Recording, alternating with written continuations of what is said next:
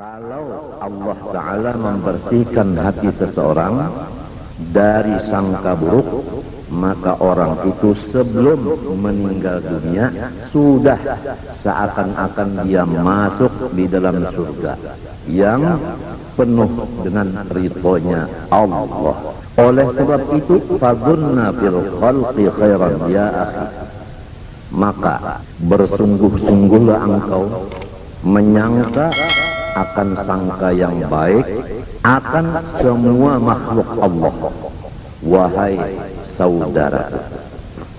Falaqad ja'al wa'idu liqattatin wa dhannani, maka sesungguhnya telah datang janji-janji siksa dari Allah kepada orang-orang yang mengupat orang lain disebabkan karena buruk sangkanya. Jadi setiap orang yang mengupat orang lain pasti dalam hatinya ada sangka-sangka buruk. Nah, kalau yang di atas tadi orang yang baik sangkanya, menunjukkan hatinya dibersihkan Allah, dan dia merasakan sebelum masuk surga seakan-akan sudah masuk surga. Buktinya hatinya gembira terus-terusan. Nah, kalau orang yang buruk sangka kepada makhluk, dia mendapat siksa Allah.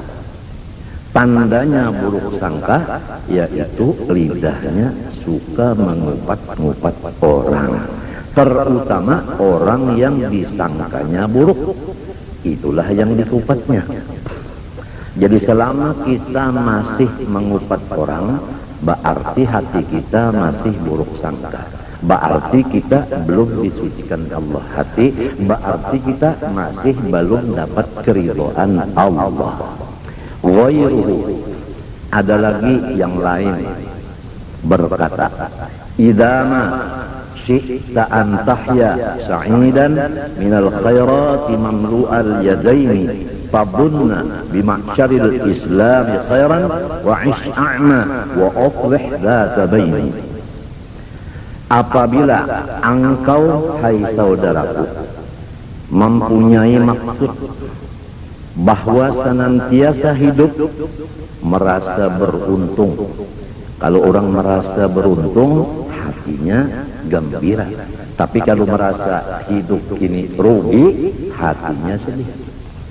Kalau ingin bahwa hidup ini bahagia, mamlu al-yadaini minal khairat, penuh kedua tanganmu dengan segala macam keberkatan. Pertama, hidup beruntung. Dua, penuh dengan segala berkat. Apabila ingin yang demikian, maka sangkalah dengan semua orang Islam akan sangka yang baik. Wa ish'a'ma, dan hiduplah engkau di dunia ini tidak lagi melihat akan keaiban orang lain. Jadi seakan-akan hidup ini buta. Maksudnya buta itu tidak melihat keaiban orang lain. Wa aslih dhata baini, kalau ada terjadi di antara kawan-kawanmu perselisihan paham, maka kalau engkau ingin yang di atas tadi, hendaklah engkau akur antara dua saudara engkau yang berselisih paham tadi, sehingga tidak ada lagi perselisihan paham itu, jadi aman. Ghairuhu, ada lagi yang lain berkata, semua ini yang berkata ini adalah wali-waliullah. Idza ma syi'ta an tahya sa'idan habiban lil ghaniyyi walil faqiri fadunna bima'syaril islami khairan wa ra'il waqta wa qun' bil yasiri. Apabila engkau menghendaki bahwa hidup engkau selama-lamanya beruntung, dicintai oleh orang-orang kaya dan dicintai oleh orang-orang fakir, maka jalannya hanya pertama hendaklah engkau menyangka sangka baik kepada semua umat Islam. Yang kedua, hendaklah engkau mengisi waktu-waktu engkau dengan ibadah. Yang ketiga, hendaklah engkau merasa cukup dengan dunia yang sedikit. Wa aqwalus salafi wal khalafi fi barhi husni dhanni wal hatti alaihi katsiratun. Bermula perkataan-perkataan ulama yang sebelum 400 tahun hijrah, demikian ulama yang sesudah 400 tahun hijrah, pada masalah memuji sifat baik sangka kepada seluruh orang Islam dan memaksa kepada umat Islam supaya baik-baik sangka sesama mereka. Maka perkataan ulama itu sangat banyak sekali. Tapi yang kita pentingkan bukan kata-kata yang banyak. Yang kita pentingkan itu memakainya, mengamalkannya. Kita sangat rugi kalau masih ada buruk sangka, masih melihat aib orang. Karena itu tanda Tuhan belum membersihkan hati kita. Dan tanda Tuhan belum ridho kepada kita. Berat itu anunya. Buruk sangka ini berat. Buktinya Tuhan belum membersihkan hati, dan buktinya belum lagi diridhoi Allah. Kalau orang sudah dibersihkan Allah hatinya dan diridhoinya, tidak ada lagi di hatinya. Wa fima dzakarna kifayatun liman hadahu Allah taala. Di dalam kitab yang kecil ini cukup, tapi khusus bagi orang yang sudah diberi Allah hidayah.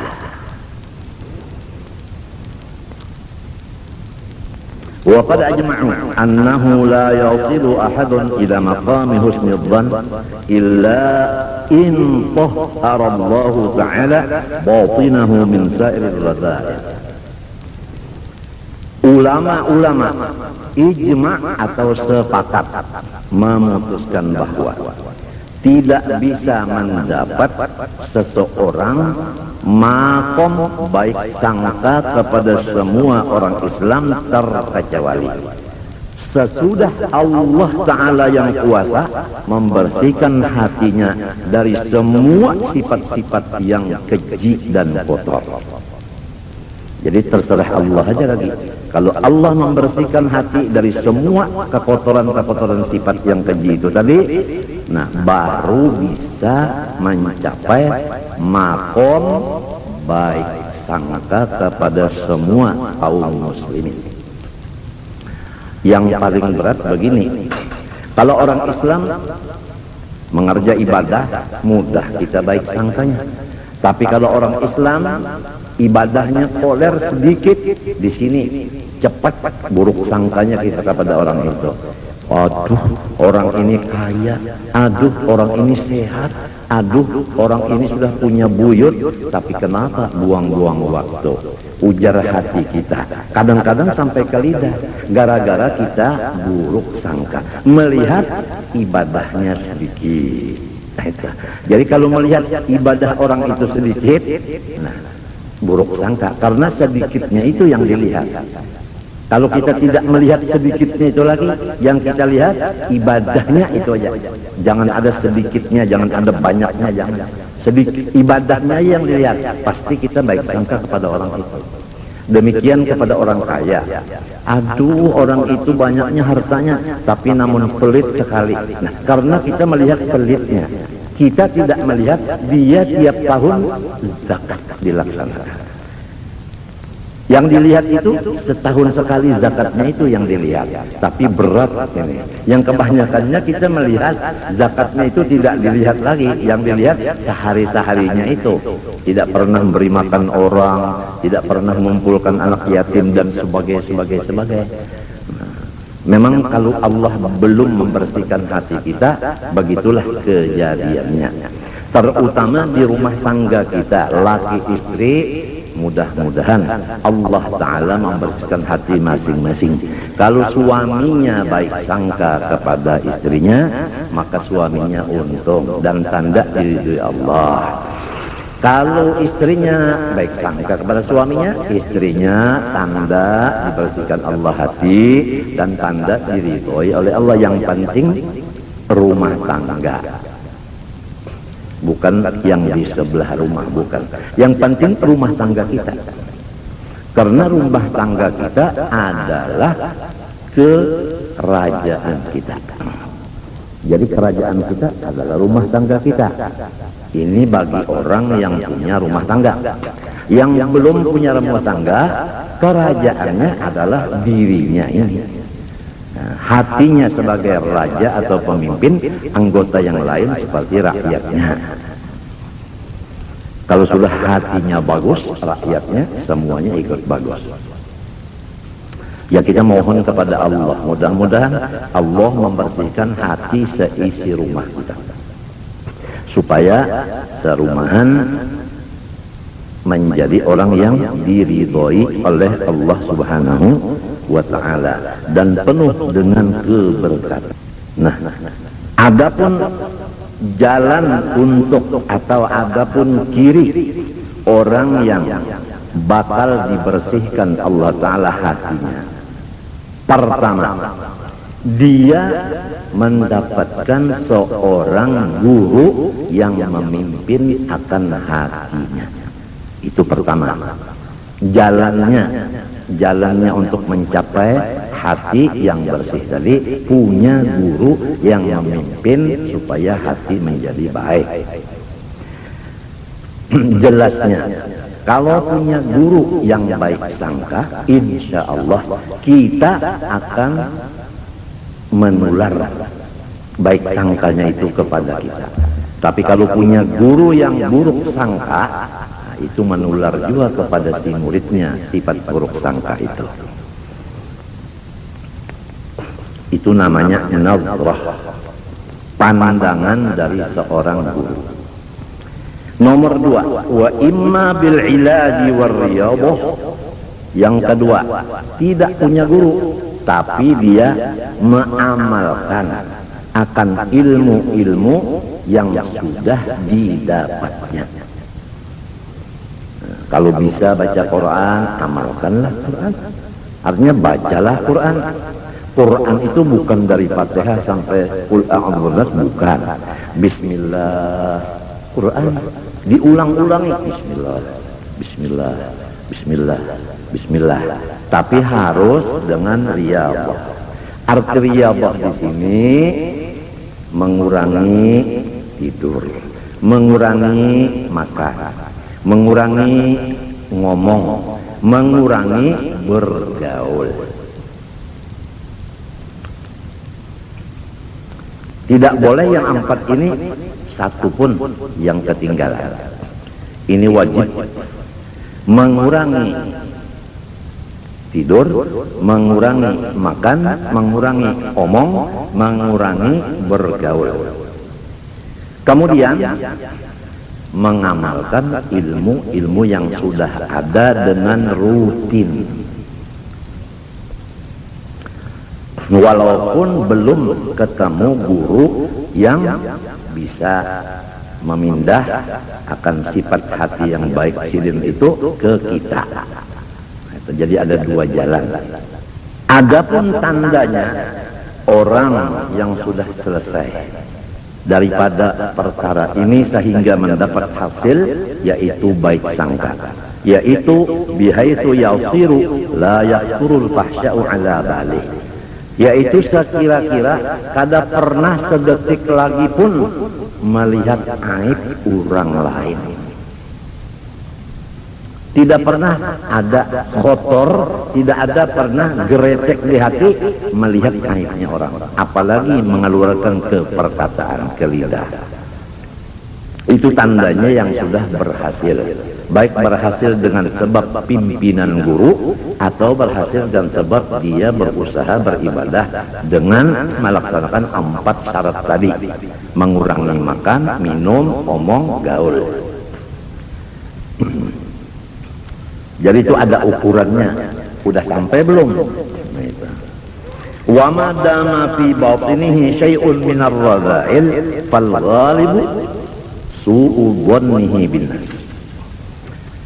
Selama masih ada di hati seseorang sedikit saja daripada sifat yang tidak baik, maka jelas sangka-sangkanya dengan orang lain pasti jahat.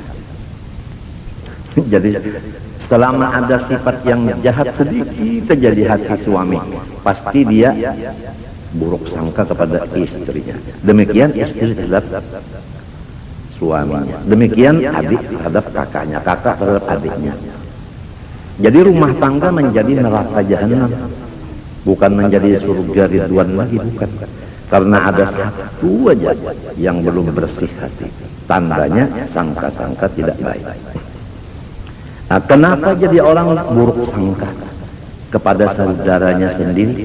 Qiyasan ala ma indahu, karena dia menganggap bahwasanya diri orang yang jahat itu sama dengan aku. Kalau sulit dipaham begini, setiap orang yang buruk sangka kepada saudaranya seagama menunjukkan bahwa di dalam dirinya sifat yang buruk itu, bukan di diri temannya itu.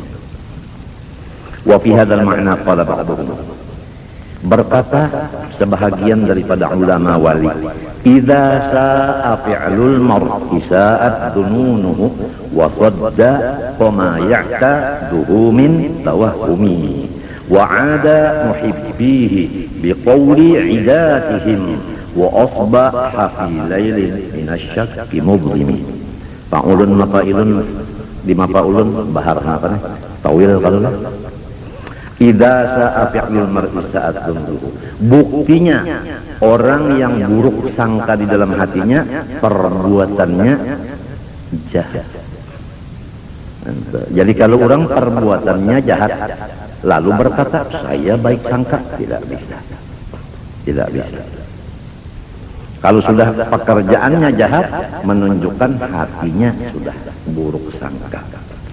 Contohnya, orang apabila hatinya buruk sangka kepada si A, itu pergaulannya dengan si A itu selalu ranggang. Nah itu tandanya kita kada bakal selamat. Nah supaya diri kita ini terjaga selamat, janganlah buruk sangka ke orang lain. Annal murada bidzalika, maksud dari hadis itu an yu'amilal 'abdu an-nasa wa huwa muhtarisun minhum ka mu'amalati man yusri'u dhanna bihim lal hattu ala su'i dhanni. Maksudnya hadis ini menurut ini bahwasanya kita bergaul dengan hamba sambil berhati-hati jangan berbuat jahat kepada orang, supaya orang jangan membalas. Berhati-hati. Lal hattu ala su'idhani, tidak sekali-kali menyuruh akan kita supaya berburuk sangka dengan orang lain. Jadi hati-hatilah terhadap Quran dan hadis. Jangan dipikirkan sendiri, jangan dipaham sendiri. Harus mempunyai alat-alat untuk memaham yang betul. Jangankan Quran dan hadis tidak bisa dipaham dengan akal, harus dipaham dengan ilmu-ilmu alat. Di antaranya lughat, nahwu, sharaf, balaghah, mantik, usul fikih, usul hadis, usul tafsir.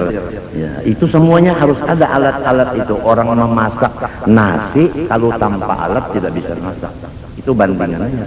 Apalagi memaham Quran dan hadis. Oleh sebab itu kita sering berbicara bahwa tafsir itu sangat jauh bedanya daripada terjemah. Jadi jangan sampai terjemah dikira tafsir. Wa kana Syekh Abu Ya'qub Asy-Syahrazuri yaqulu hadithu ihtarisu minan nas bi su'il dhanni ma'nahu ay bi anfusikum la bin nas. Itu yang bercatat di bawahnya tadi. hendaklah kamu hidup di dunia ini supaya selamat, buruklah sangkamu kepada dirimu, bukan buruk sangka ke orang lain. Ini rumah tangga kalau sudah begini, saya yang salah, sampean yang betul, yang satunya lagi saya yang salah, sampean yang betul. Rumah tangga ini Masya Allah, Masya Allah, aman, nyaman. Yang diharapkan kan begitu, rumahmu surgamu. Jadi hati-hatilah kita ini supaya berusaha mencari seorang guru supaya dapat berkahnya baik sangka, atau kita beramal ibadah di samping amal tadi mengamalkan rukunnya yang 4, kurang makan, kurang tidur, kurang ngomong, kurang gaul. Dan hakikatnya memohon kepada Allah supaya aku diberi husnudzan, baik sangka, yang menunjukkan bakal husnul khatimah. Wa kadzalik haditsu al-hazmu su'udzan. Seperti itu jugalah maksud hadis Nabi tadi, bermula sesuatu yang dapat dipercayai yaitu buruk sangka. Maksudnya buruk sangka kepada diri sendiri, bukan ke orang lain. Ai bin nafsi la bin nas. Intaha. Fa in qila fama hukmu syekhi idza tuli'a ala syai'in min naqaisil muridin, hal dzalika qiyasun 'ala ma 'indahu aw kaifal hal? Ada pertanyaan, bagaimana seorang guru yang mursyid dan murabbi yang menjadi khalifah Nabi apabila ia melihat kesalahan atau kekurangan murid-muridnya yang dipimpinnya? Apakah guru itu melihat kurangan muridnya itu termasuk yang di atas tadi, menunjukkan diri guru itu yang kotor? Bagaimana keadaan ini? Lalu jawabannya, fal jawab lisyaikhi tariqatun ukhra yattali'u biha ala naqaisil murid. Setiap orang yang sudah dijadikan syekh, murabbi, mursyid, khalifah Rasulullah, dia diberi Allah Ta'ala satu jalan yang dengan melihat aibnya murid, dia lepas daripada buruk sangka. Ini istimewanya. Padahal setiap orang melihat aibnya murid, seakan-akan kan aib dirinya yang dilihat. Tapi kalau guru yang betul-betul bukan termasuk itu, dia dikeluarkan daripada itu. Karena apa? Karena guru melihat akan aibnya murid. Dan membukakan aibnya murid, berarti Tuhan seakan-akan berkata, hai guru, itu muridmu ada kekurangan dan kamu saya perintah untuk memperbaikinya, dan saya akan membantu untuk yang demikian gitu. Seakan-akan begitu. Jadi namanya ilham, bukan namanya suhud. La min babi su'idzanni wal kashfi syaitani. Tidak termasuk di dalam pembicaraan buruk sangka dan tidak termasuk di dalam kasyafhan. Fafham, hendaklah engkau fahami kata-kata itu. Idzil masyayikhu laisa fi batinihim syai'un minar radha'il. Karena setiap orang yang diangkat oleh Allah Ta'ala menjadi guru, maka Allah sudah membersihkan hati mereka dari sedikit pun sifat yang kotor. Begitulah keadaan orang itu sudah. Jadi kalau sudah begitu, hatta yaqisu 'alaihi halakarihim. Jadi beliau tidak bisa disamakan dengan orang yang lain. Kalau beliau melihat keburukan orang, yaitu muridnya tadi, itu menunjukkan ilham dari Allah, bukan menunjukkan asyab hantu dan bukan menunjukkan buruk sangka.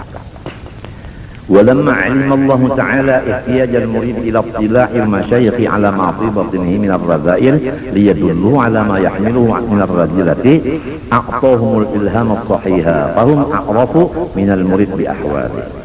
Manakala Allah sudah mengetahui akan perlunya seorang murid supaya guru mengetahui kekurangan murid itu.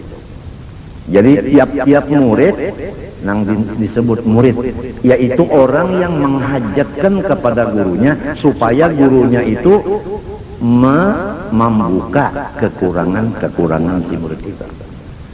Jadi apabila guru nantinya berbicara masalah kekurangan dia tidak tersinggung, bahkan dia terima kasih. Itu yang dinamakan murid. Tapi kalau guru menyatakan aibnya orang secara umum, dia selalu terpukul atau tersinggung. Itu menunjukkan bahwa orang itu belum makom murid lagi. Maka guru lebih tahu daripada murid dengan hati-hatinya si murid itu. Kalau murid itu tahu di hatinya, guru diberi Allah ilham lebih lagi tahu banyak isi hati murid itu. Fa'ulima, maka kesimpulan annahu la yajuzu hamlu ahadin minal muslimin ala al-mahamil sayyi'ah ma dama al-amru qabilan lit-ta'wil. Haram, dosa besar kita buruk sangka kepada orang Islam selama masih kawat kita menjalankan baik sangka. Contohnya, kalau usah banyak, sedikit saja. Orang Islam mengerjakan satu kesalahan atau beberapa kesalahan, kita menyangka begini aja, itu orang bakal taubat nantinya, itu aja. Atau begini, kalau melihat orang yang maksiat, itulah orang yang bakal diampuni Allah, tanpa Allah menghabari aku bahwa beliau mengampuni orang itu. Selesai, tidak ada beban apa-apa.